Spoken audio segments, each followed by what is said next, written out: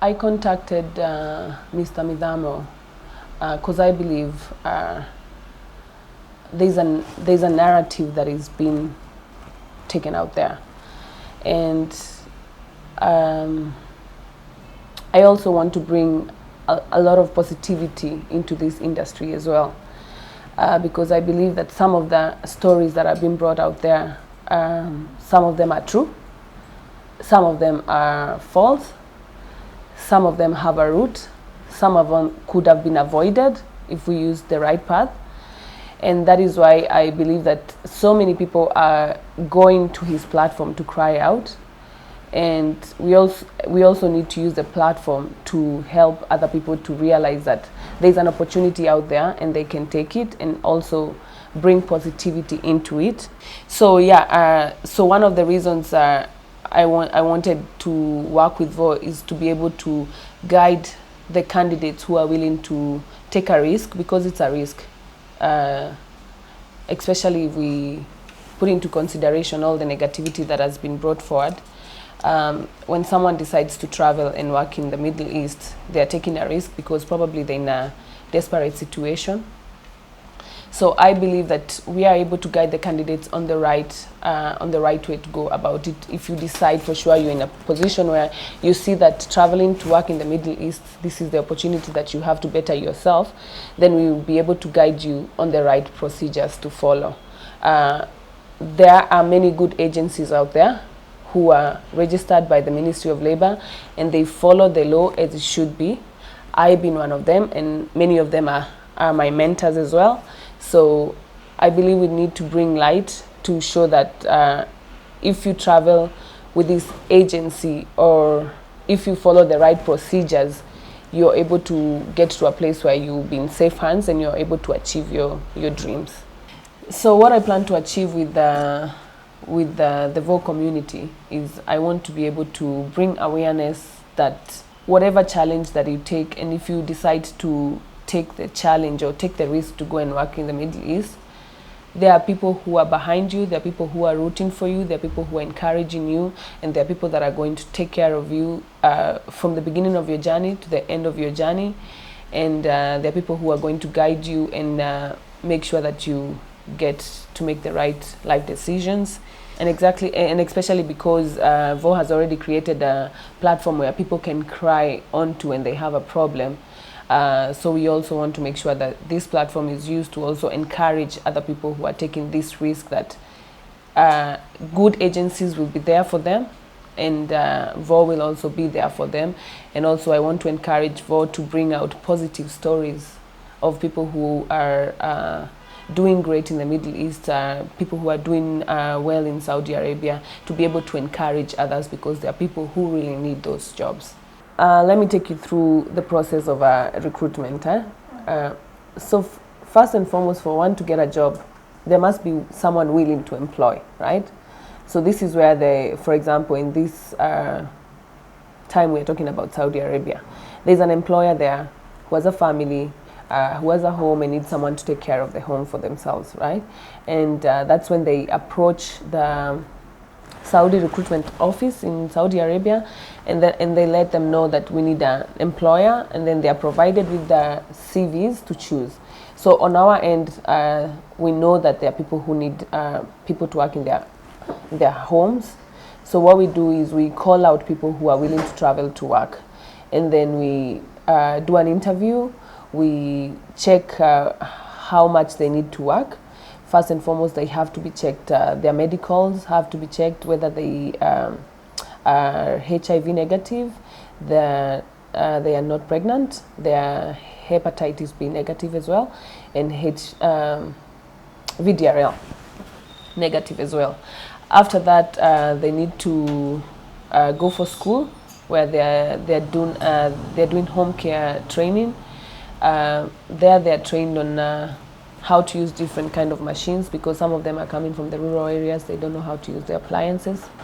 And then they are taken through the cultural differences of our country and the country over there. They are taken through the pre-departure training as well. So this goes for around a week, 3 weeks. And then during that time, we also help them process their passports, because some of them do not have money to process their documentation for travel. So we help process their passports. And then those who are able to process their passports, it's even an added advantage, because then their process goes faster. Those who are not able to process their passports, we help them to process the passports. After that, we make the CVs for them, and we send the CVs to our counterparts in Saudi Arabia. And so that's when the employer goes there and chooses from the CV, according from the CV, what they prefer, and then they choose someone. Yeah.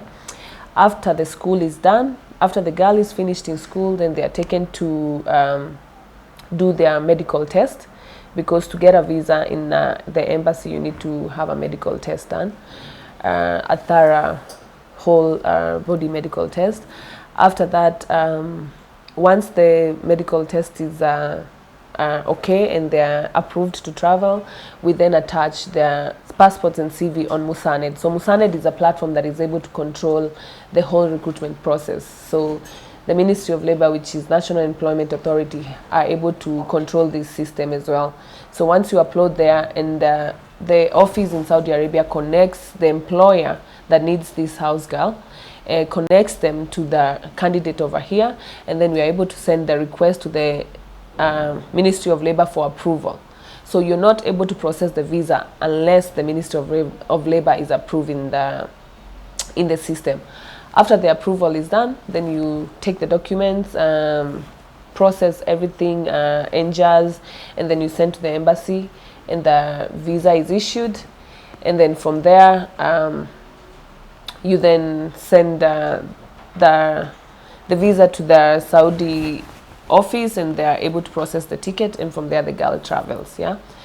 So it's important to note that there is a system here that is governing all the offices. This system is called Musaned. So if a girl travels today, all her details are in this system. All you need to do is put in their either passport number or ID number, and you find all the details, which office processed their traveling documents, which office she's traveling to in Saudi Arabia, who is her employer, what are the contacts of the employer, which is the location that she's going to be working in. So everything is governed. Yeah. The other thing that you should note is that we as the agencies, we pay a security bond of 30,000 per year, which this security bond is supposed to take care of any girl that is in distress. Yeah. So one of the requests that I would like to make is to make sure that maybe the Kenyan embassy in Saudi Arabia is also granted access to this Musaned system. Yeah. So that when they have a call of distress from one girl, yeah, they're able to look into the system and be able to locate exactly who processed the travel for the girl in Saudi Arabia, who is the employer. I mean, all the details will be there, and it will make it easier for them to be able to help this girl, right? The other thing I would like to say is when the candidates travel, we try and advise them on how to handle any distresses they find themselves into. One of the advices I would like to give them is do not be in a hurry to run away, especially when you're in distress. Yeah, do not be in a hurry to run away. They call it kemboy. Do not kemboy. Contact your agent who processed your traveling. Let them know what kind of problems you have. Let them be able to guide you through, and be patient for them to guide you through the process, because once you run away, the agency is not able to assist you, because they don't know where to find you anymore. They don't know where to contact you, right? And also, once you run away, you don't have the documents with you anymore, because the documents are with your employer. If you run away, you're there illegally. So, and if the police catch you, you'll be imported, you'll be deported. So also another thing that people say, that the girls are being bought. It's important to notify you that the girls are not being bought. Okay, there's a processing fee. For example, for a girl's visa to be issued, you have already spent around 60,000 shillings on that girl. That is passport, medical fees, training school, visa fees, and then on top of it there's a ticket, which is not cheap as well, and then there's the work permit for the girl. For the girl to work in Saudi Arabia, she needs a work permit, right? This work permit costs money. Yeah, and this is the offices. The offices are the one who process that. We process all the documentation for the girl to travel from here to Saudi, and in Saudi they process all the documentation for the girl to be able to live and work in Saudi. So there is money being spent here. They are not being bought, okay? And the reason why the employers stay with the documents for the girl is because it costs a lot of money. For example, in Kenya, a work permit costs around 450,000 Kenya shillings, right? Minimum. So if a company is paying you, is paying for your work permit, they will not allow you to work for another company. So you have to terminate that contract and then leave and then come back with another company with a new work permit. So it's the same thing. There are employers there. There are Saudis who are just sitting, waiting for someone to run away so that they can take them because it's free, it's cheaper for them. They did not have to pay for all the expenses for the girl to travel. They did not have to pay for the work permit. So this girl just comes in, you work for me, I pay you what it's due for you, I did not pay nothing for you. So that's why some of the employers keep the documents. And whenever you need these documents, they are freely available for you to be provided for. I mean, they are readily provided for you whenever you need them. But when you run away, these other people who don't want to spend this money to process your working documents, then they come on you because it's free for them, right? It's cheap for them. And then they can do anything they want to you because they know that there is nowhere in the system shows that you work for them. And that is why some people will complain, I was mistreated and nobody was able to help me. Because first and foremost, you ran away, we don't know where to find you. If that employer mistreats you, we are not even able to go to the system and be able to identify who is the employer. We are not even able to say that this employer mistreated you because it's our word against him, yeah? And you don't have any proof, right? So, but I would also like to add that if you ever find yourself in a position where you really, really have to run away, you don't have any other choice.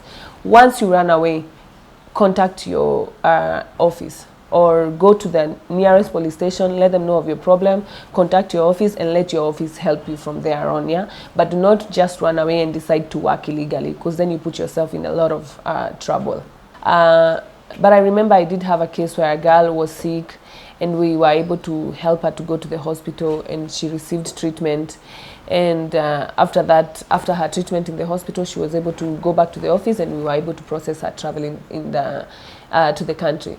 So I believe that once issues are communicated when they are fresh, before they deteriorate, yeah, we're able to avoid some of these big problems that we have. Some of the extreme cases we are having now, it's either because there was miscommunication in the beginning, or this problem was not communicated right from the start, or there was a runaway case where this case was not able to be followed because access to this candidate was not there. You were not able to reach this girl, yeah?